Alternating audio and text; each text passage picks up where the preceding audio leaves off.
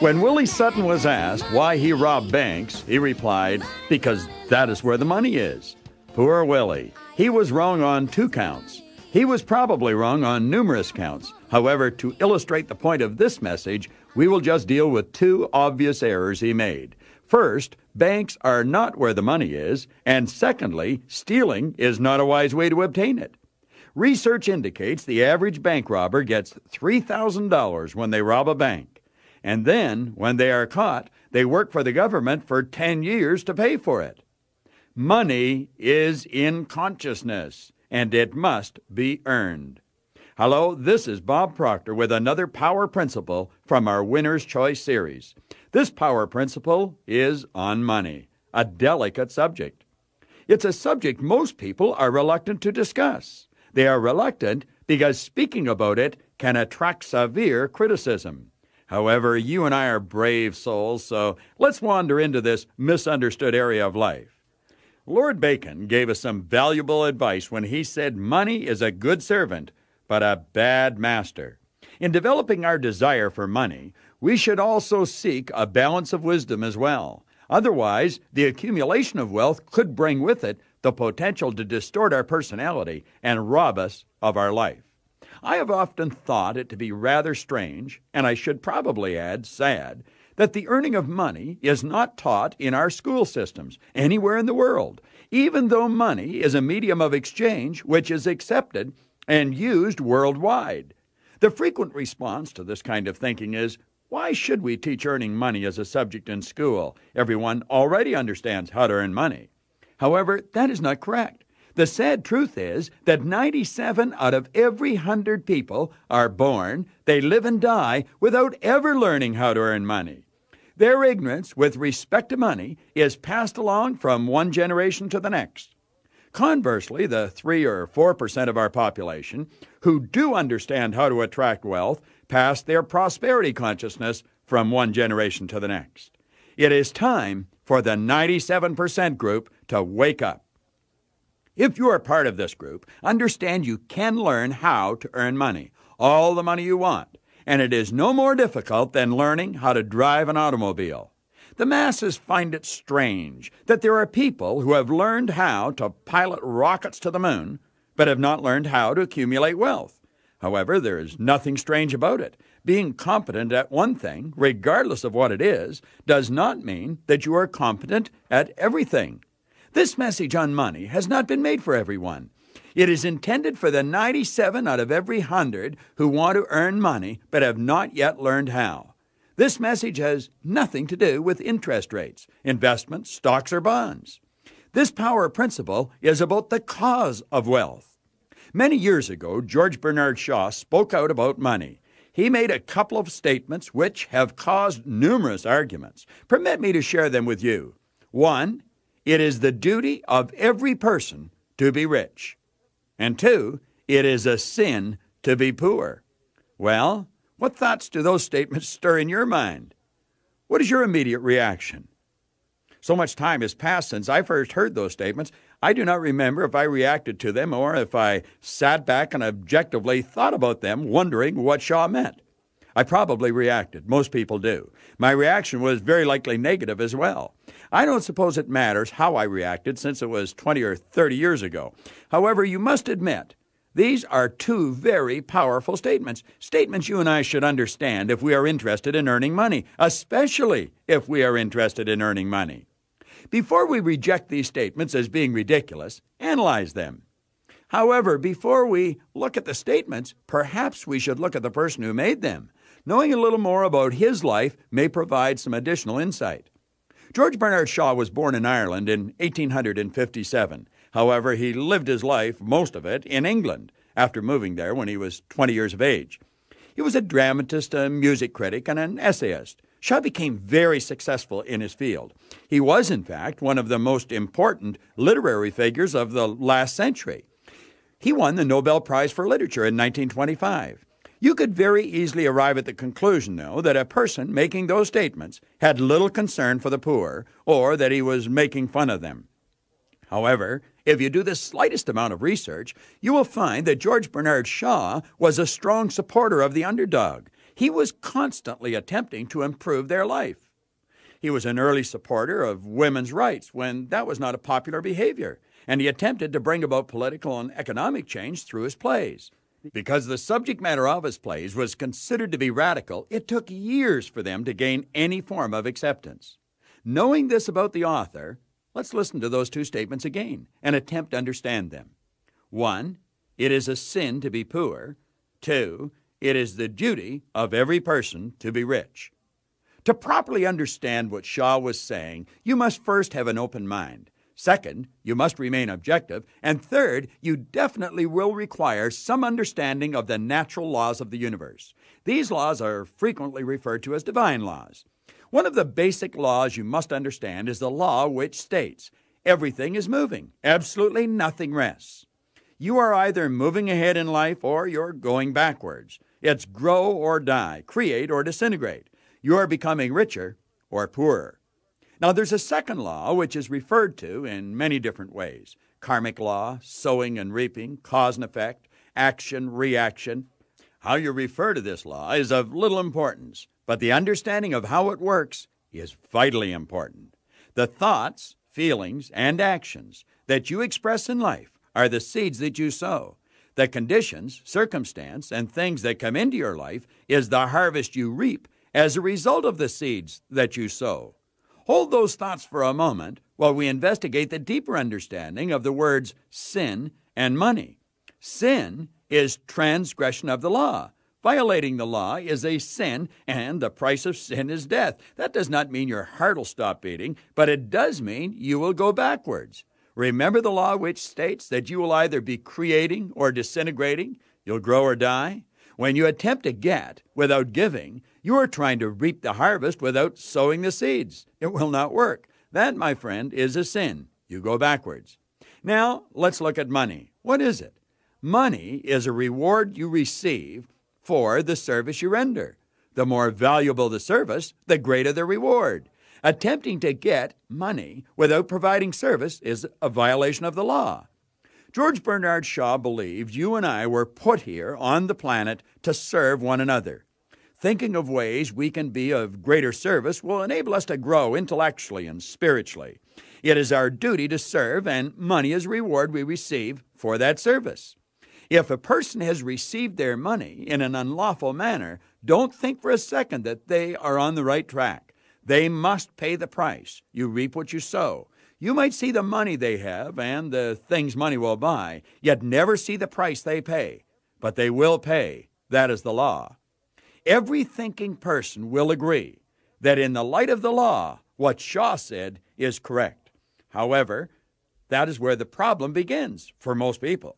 They do not think, and if a person is not thinking, Shaw's statements would appear very callous, even ridiculous. Personally, I believe Shaw made those statements the way he did to provoke people into thinking. The Apostle Matthew in the Christian religion did essentially the same thing 1900 years before Shaw. Matthew stated, "To him who has shall be given, and he shall have abundance. But from him who does not have, even that which he has shall be taken away." At first glance, that sure doesn't sound very fair.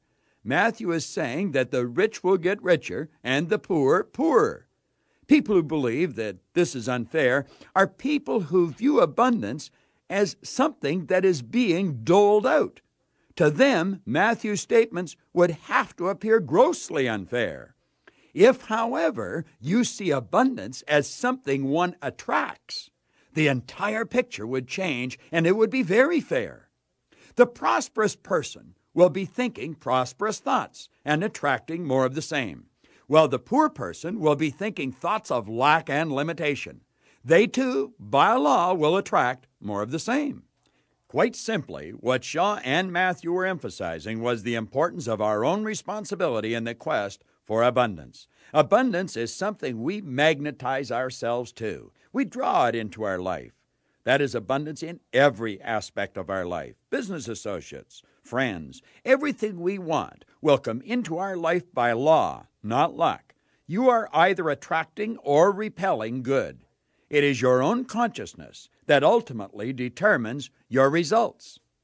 I was on the telephone just hours ago with my mentor, Leland Valvandual. He said something during our conversation which stuck in my mind. He said, "The spirit awaits direction from the soul." Permit me to digress for a moment, because there's a great lesson here about receiving. The entire conversation I had with Val had to do with a very large project I am working on to help him. I was giving to him. When he made that statement during our conversation, it is a statement of truth which I will benefit from for the rest of my life. My new understanding, which has resulted from his explanation of the statement, will enable me to be of greater service to you and tens of thousands of other people worldwide. Now, think about what I have just shared with you. Who was giving and who was receiving? It will not take long before you realize we were both doing both. We were giving and receiving simultaneously. Every time I speak with Val, I learn something. I became aware of that many years ago. The man is wise. After you have a conversation with a person who has wisdom, do as I do. Be quiet and then ask yourself what that person said. 9 times out of 10, the lesson, which was hidden in the conversation, will surface in your consciousness. The spirit awaits direction from the soul. That is power. Val's statement contains the secret to everything you could ever want. You will see this when you consider that you do not have a soul, you are a soul. And when you consider that spirit, which is omnipresent, is waiting for direction from the soul. Think about that. Really think, and the lesson will begin to unfold. Now, I said earlier, and I repeat, money is in consciousness, and it must be earned. That is a statement you must understand if you truly desire to attract money into your life. I personally consider Napoleon Hill's book, Think and Grow Rich, to be one of the most complete works ever compiled on the accumulation of wealth. I have carried the same copy of that book with me for over 30 years. I read a bit of it almost every day. In the publisher's preface of the book, it is stated, Think and Grow Rich conveys the experience of more than 500 individuals of great wealth who began from scratch and with nothing to give in return for riches except thoughts, ideas, and organized plan. It clearly states that this book contains the entire philosophy of money-making. Now, the point I want to bring to your attention is this. Think and Grow Rich has 15 chapters, and not one of those chapters is titled Money. In fact, the word money is not even mentioned in the title of any one of the chapters. The last chapter has 8 words in it, but money is not one of them. There's another great book about money. It's one written by G. Donald Walters titled Money Magnetism. Mr. Walters has 14 chapters in his book, and not one is titled Money. The word does appear in the title of Chapter 9, but listen to how it is used. How earning money can promote spiritual growth. Robert Russell's great book about earning money, You Too Can Be Prosperous, contains 8 chapters, and money does not appear anywhere in any of the 8 titles. A number of years ago, I wrote a book, You Were Born Rich. Sam Kalanick, who is the co-chairman of Matal Botanical International Limited, has ordered between 35,000 and 40,000 copies of my book from Bantam Books in New York. Sam is a beautiful person and is one of the wealthiest men I know. Sam uses my book like I use Napoleon Hill's book. He has tens of thousands of people in his company, and he is constantly encouraging them to study You Were Born Rich.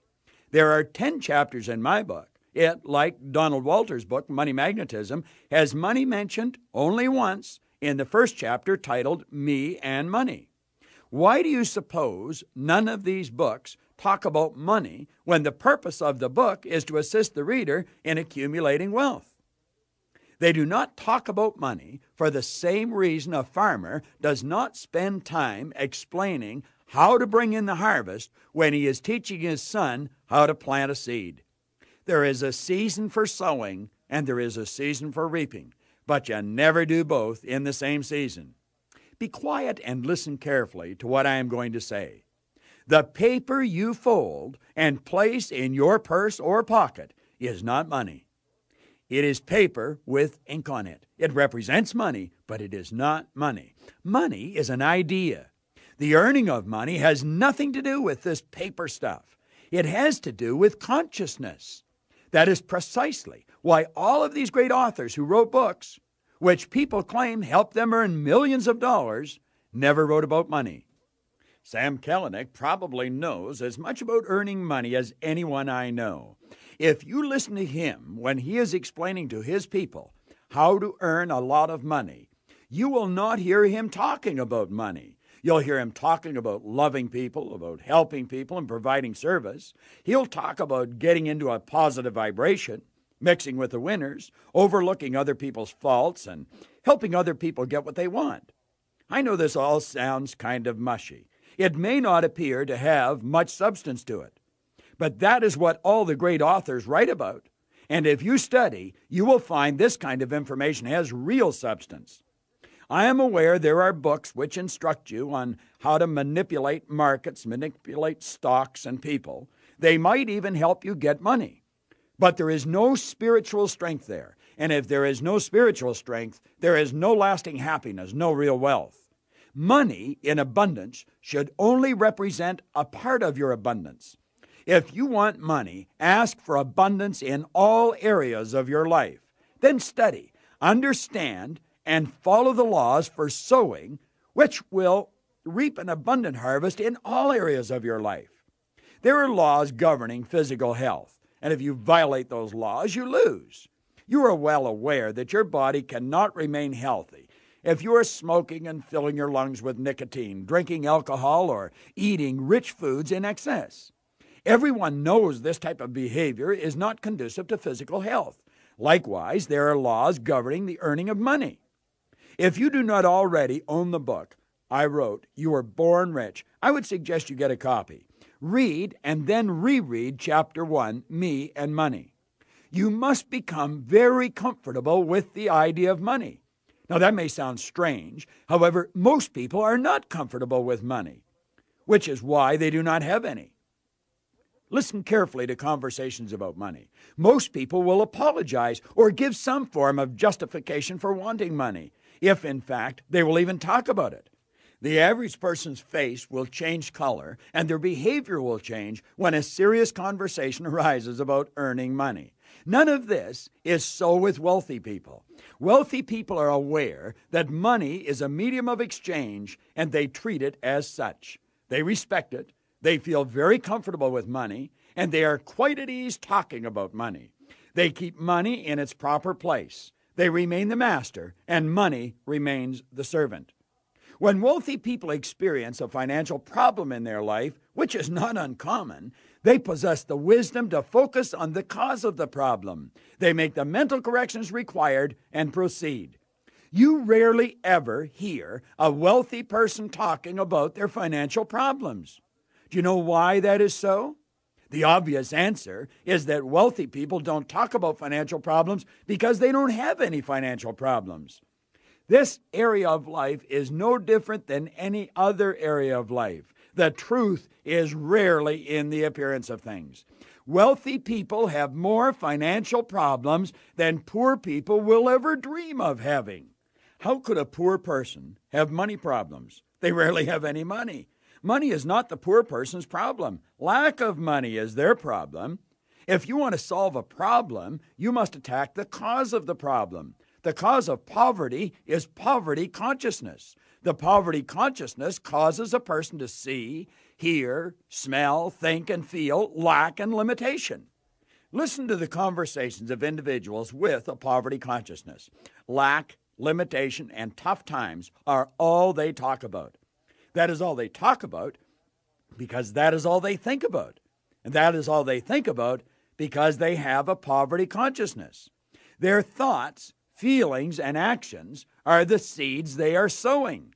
As you sow, so shall you reap. Their harvest is one of lack and poverty. Their harvest is the results in their life. The results are expressed in their physical health, their bank account, and their social life.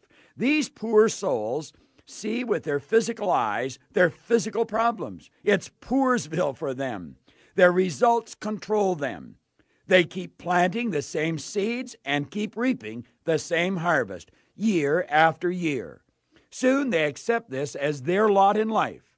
Then they think, Why should I expect more? No one in our family has ever had more. We have always been poor. It's not our fault. It's the government's fault. They should give us more. They should take it from the wealthy people and give it to us. They will never use all they have. It's just not fair.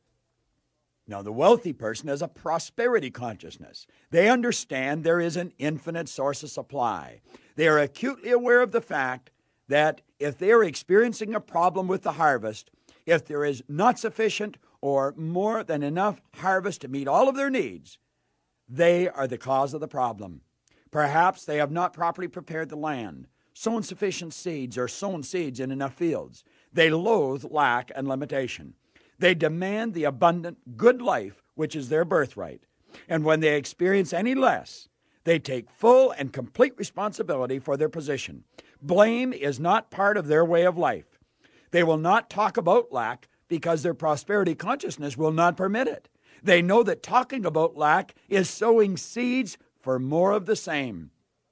They immediately begin to brainstorm with other individuals who have a prosperity consciousness about other crops they want to harvest in the future and where they should begin sowing. Mike Todd, the famous movie maker who died years ago, once said, "Being broke is a temporary situation. Being poor is a mental condition." He was correct. There are wealthy people who lose every cent they have through a series of mistakes and judgment. That does not make them poor. They will have it all back in a short time because of their prosperity consciousness. Study research which has been done on poor people who win lotteries. In a short time, they have nothing left. Money cannot stay with a person who has a poverty consciousness. And by the same law, money cannot stay away from the person who possesses a prosperity consciousness. If you have any question in your mind regarding where your consciousness is, it is not difficult to find out. Be very honest with yourself and look at your results. Study the patterns in your life. Now, from this point on, our focus is to create a higher prosperity consciousness and to prepare for the abundant harvest. Begin by preparing a powerful, positive affirmation and fuel it with emotion. When you do this, you are depositing this creative energy in the treasury of your subconscious mind. By repeating this process over and over and over again every day, it will begin to mentally move you in the direction you want to go. Write it out, read it, feel it, and let it take hold of your mind. Listen to this song. It is an affirmation for money written and recorded by Michelle, the star of affirmation. I am a magnet to money. I now have more than I need. I am a magnet to money.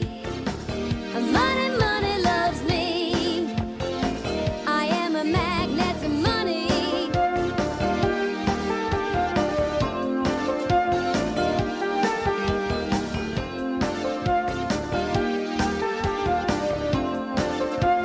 Oh, I am a magnet to money. I now have more than I need. I am a magnet to money. Money, money loves me. I am a magnet to money. I now have more than I need.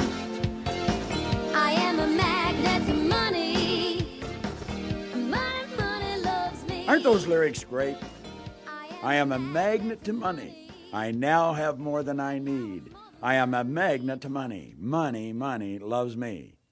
When you sing those lyrics with Michelle, you're making it easier for yourself to get emotionally involved. Stop right here and sing this song with Michelle a dozen times. Now let's get serious. How much money do you want? Remember Val Vanderwall's statement? Spirit awaits direction from the soul. Spirit requires specific instructions. Saying, I want more is not good enough. $5 more is more. How much more? Decide on a figure. If you feel you need assistance, follow the instructions in Chapter 2 of You Were Born Rich, entitled How Much is Enough. It will explain how to arrive at the figure, but you must be specific. You should have the amount of money you need to provide the things you want, to live the way you choose to live, whether you are working or not. Now, you will not seriously want more money than you are capable of earning. But remember, you must earn it. FG plus E equals I. That is a formula you can use to become financially independent. I will repeat the formula for you and listen carefully. FG plus E equal I. The FG represents financial goals. The E represents expenses. The I represents income. So you set your financial goals, you add to that your expenses, and then you have the figure that you want to earn. Now, arriving at answers to some of these questions will probably take time. You're not going to answer them in 5 minutes if you answer them properly. When you seriously consider the positive impact this formula can have on your life, you will realize that it most certainly deserves whatever time it takes. The FG establishes your financial goals. How much money do you want to have in 1 year, in 5 years, in 10 years? There are only 2 ways to earn money. One is people at work, and the other is money at work. You should be employing both. If you want to be financially independent, what you're actually saying is this: I want to have enough money working for me to provide the income I will require to live the way I choose to live. Now, what you have just covered may cause you to think that you're going to have to quit your present job because you cannot see yourself earning the amount of money you require in your present position. Although that may be true, it does not have to be true. The most important consideration about your daily work is that you love what you do. The amount of money you earn is not the most important consideration. The individuals who live the most fulfilled lives are those individuals who have a very difficult time differentiating between work and pleasure. That, my friend, is a key factor in living the abundant life. The income you earn in your present position may be small, but your overall income could be substantial. Now, that statement would indicate that you would have to have more than one source of income. If you don't, you should. Wealthy people have MSIs. MSI is a term which means multiple sources of income. You can have 100 sources of income. Could have 500 if you wanted. You can even hire people to manage them. Multiple sources of income does not mean multiple jobs. That concept generally leads to an early grave. Multiple sources of income means exactly what it says. The idea that you must work harder or longer hours to earn more money is a myth. It is a concept which is believed and perpetuated by people who are generally very tired and without money. That could represent you or possibly someone you love. You must understand that most of the really wealthy people do not work very hard. They generally love what they do, and they have income coming to them from many sources. It is not difficult to set up multiple sources of income. Anyone can do it. A single mother raising children on her own can set up numerous MSIs.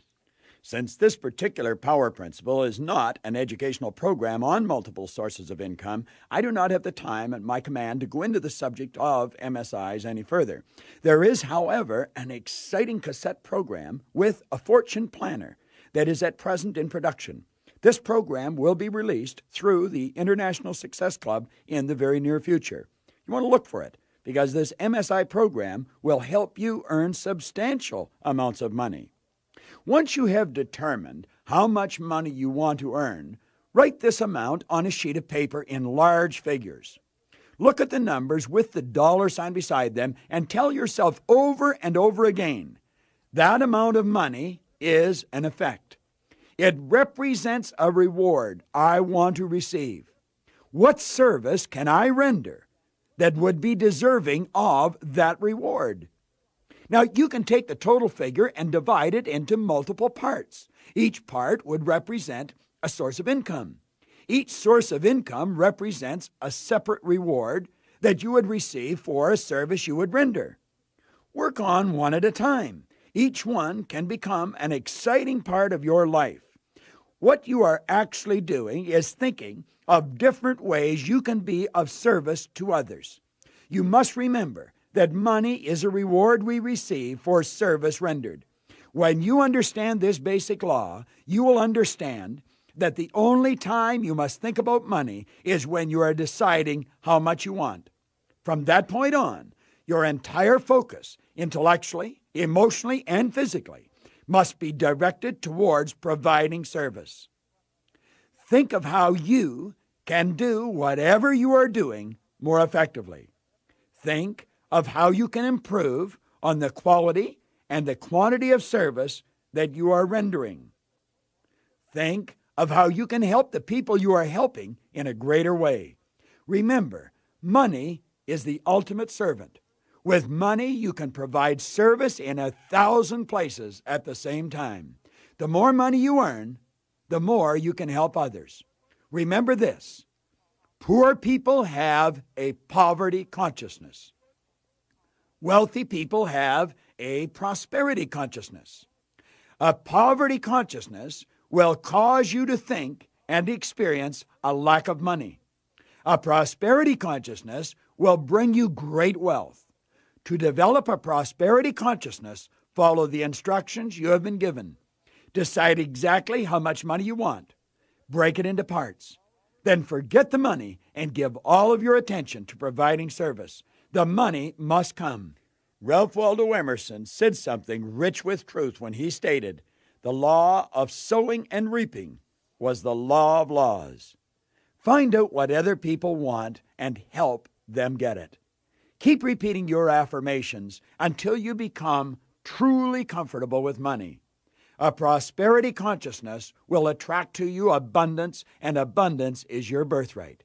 Now sit back, relax, put a big smile on your face, and join in with Michelle, the star of affirmations, as she sings, I am a magnet to money.